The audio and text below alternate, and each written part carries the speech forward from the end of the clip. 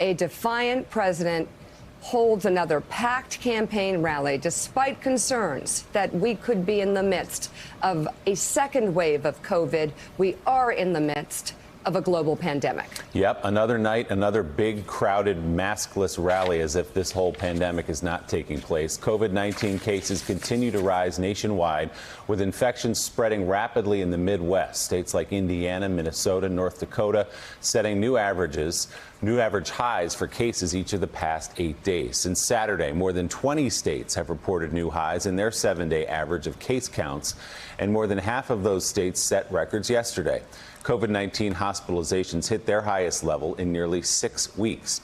Meanwhile, Trish Scalia, the wife of President Trump's Labor Secretary Eugene Scalia, has tested positive for coronavirus. A statement from the department last night said she has, quote, mild symptoms, but is doing well. Secretary Scalia tested negative on Friday night. He has experienced no symptoms. The agency said for the time being, though, the secretary will work from home. Why is this significant? Secretary Scalia and his wife attended that Rose Garden ceremony last month where President Trump officially nominated Judge Amy Coney Barrett to fill the Supreme Court vacancy.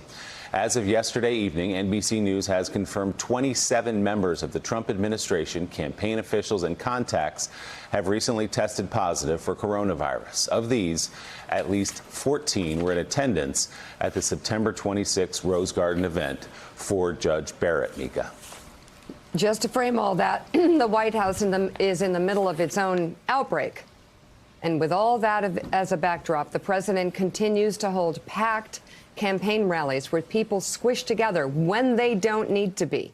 Last night's rally was in Southwest Pennsylvania, and once again, there was no social distancing, and few people were wearing masks, and all of these people are being put in danger by the Trump campaign. Even as the virus surges, the president claimed again that the U.S. is, quote, rounding the turn. We have the vaccines are coming soon, the therapeutics, and frankly, the cure. All I know is I took something, whatever the hell it was, I felt good very quickly. I don't know what it was. Antibodies. I don't know. I took it. I said, I felt like Superman. I said, let me at him. To everyone fighting to recover from the virus, I feel your pain because I felt your pain. And we will beat this virus together. And for those, who has had it? Who has had it here? Who's had it? Yeah, a lot of people. Well, you're the people I want to say hello to because you're right now immune. You're right now immune. Or they say that. They hate to admit it because I had it. So in the old days, they said, well, if you have it, you're immune for life, right? Once I got it, they give you 4 months. They say you're immune. It's anybody else but me. You're immune for life. Okay, first of all, that's not true.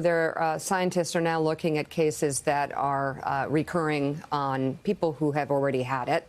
But number two, more importantly, Jonathan Lemire, you see a narrative emerging out of the president's mouth and perhaps even from this White House, herd immunity, that's maybe the way they want to go with this, which would potentially mean many more deaths.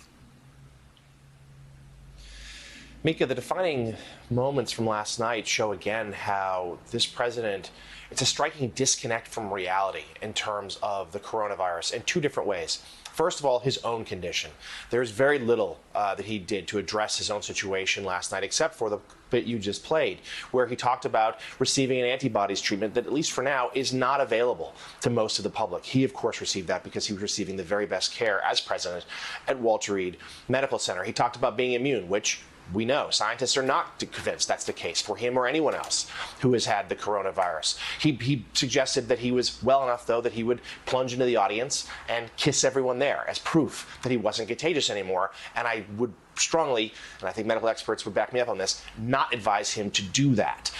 Secondly, he again is framing it as the nation itself having turned the corner, when that's simply not the case. We are seeing cases as across the nation surge. We are seeing states have their highest daily totals in months, but yet none of that factors into their framing, which is remarkably unchanged since the president's own diagnosis 10 or so days ago. This rally could have taken place a month ago or 2 months ago in terms of how the president is addressing the virus. Still, not being honest about where the nation is in terms of handling it. And in fact, in many places, it's getting worse. There were thousands of people there last night, Mika, packed in closely together, not many in masks. Some, as you can see in the video clip behind him, because those are handed out for the purposes of the TV footage, but very little elsewhere. But the president's campaign has made a decision to plunge forward, blinders on, and act again like the nation incorrectly is turning the corner on the virus because they don't have a choice. The president, they think, is running out of time. And it should be noted as a final point, his first 2 days of resuming his time on the campaign trail, he visited the two most important states on the map, Florida and Pennsylvania, two states he probably can't win without as his path to 270 shrinks. But today, he's got to go to Iowa, a state he won handily in 2016, but he's forced to play defense there because of the pressure Joe Biden is putting him all across the map. The president is in a real bind. Thanks for checking out MSNBC on YouTube, and make sure you subscribe to stay up to date on the day's biggest stories. And you can click on any of the videos around us to watch more from Morning Joe and MSNBC. Thanks so much for watching.